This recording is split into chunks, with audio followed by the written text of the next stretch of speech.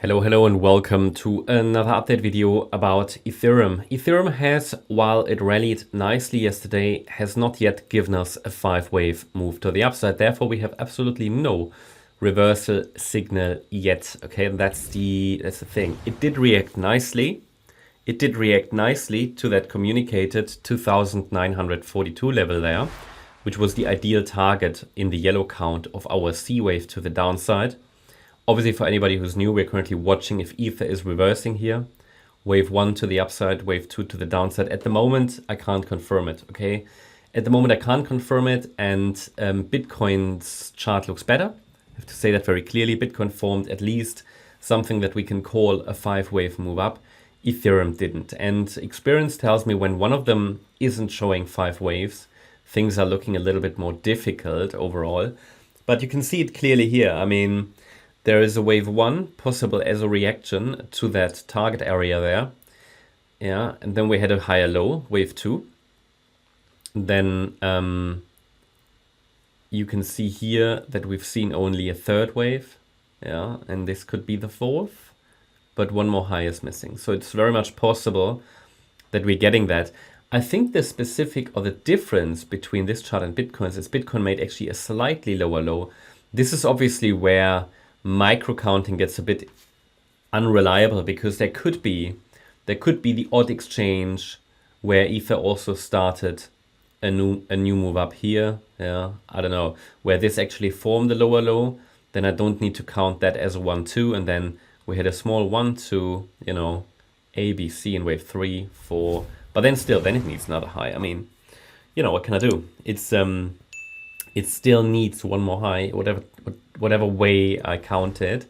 So that means we could either still be in a 4th, which would give us a more healthy 4th wave, and then we get one more high. Yeah, maybe the wave 4 is in.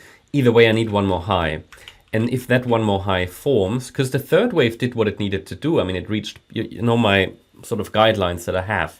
You know, I trust, let's say I don't trust a 5-wave move if the 3rd wave didn't reach the 1.38 extension.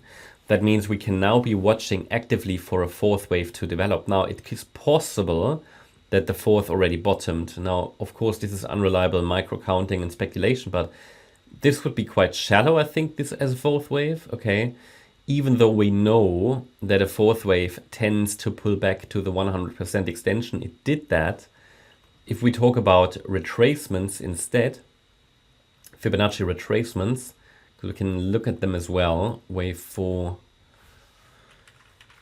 it also reached like a standard retracement area for a wave 4. Yeah, especially here, the 38.2 retracement. I mean, it's okay. Yeah, it's okay. But what is possible is that Ether is working here on some kind of a diagonal pattern. And then if we get a deeper wave 4, which is possible, then 2,993 is really the last, let's say, reliable support level for a 4th wave.